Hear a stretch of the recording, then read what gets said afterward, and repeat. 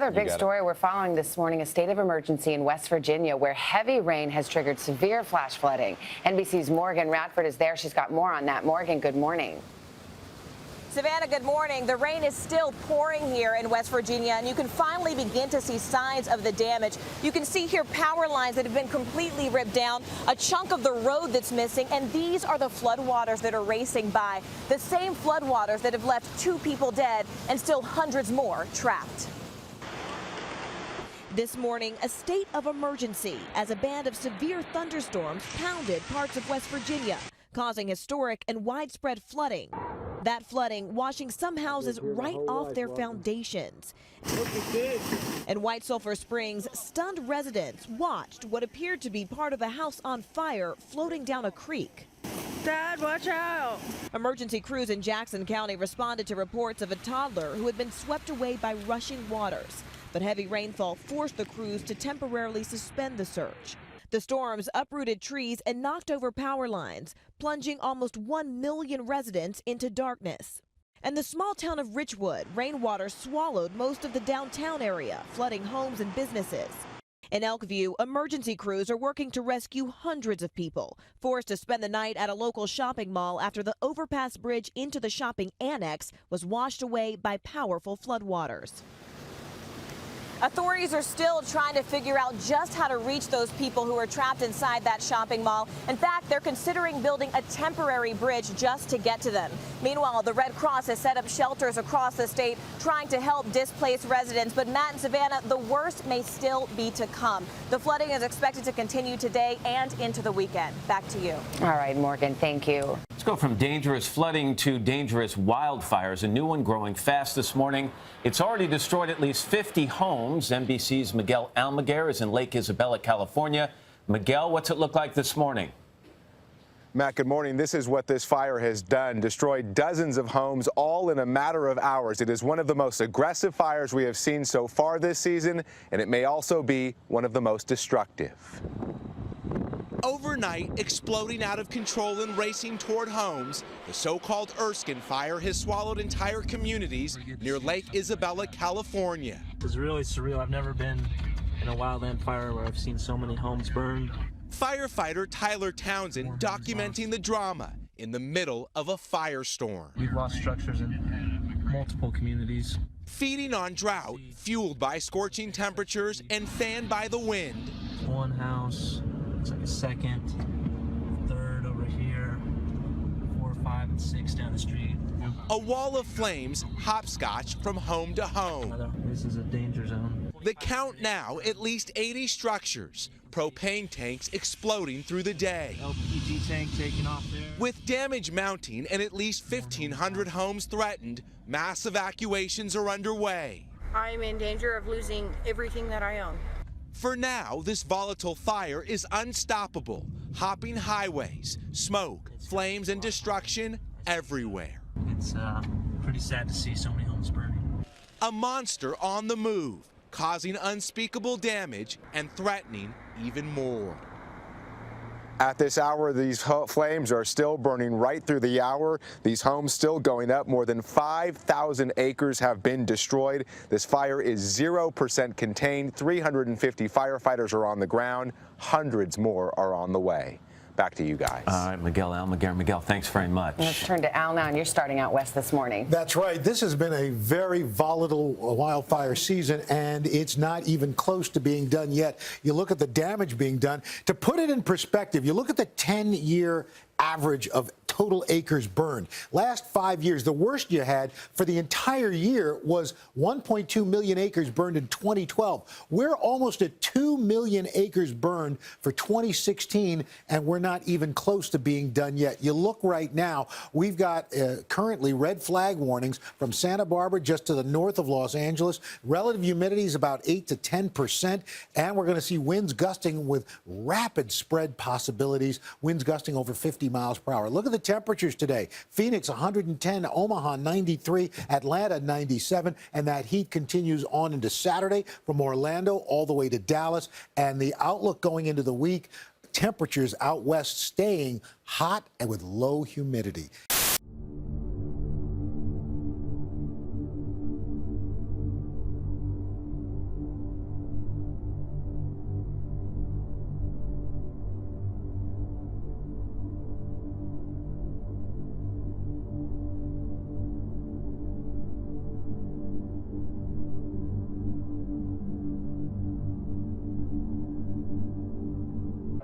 The hot water in the kettle gives off water vapor to the air by rapid evaporation, just as rivers, lakes, and ponds give off water vapor to the air by slow evaporation. As the hot water-filled air hits the colder air near the ice tray, the water vapor turns into clouds of tiny water droplets floating in the air, condensation. When the air is quite cold and cannot hold any more water droplets, they collect together to form larger drops, as on the ice tray. And being too heavy to float in the air, they fall back to the earth as rain.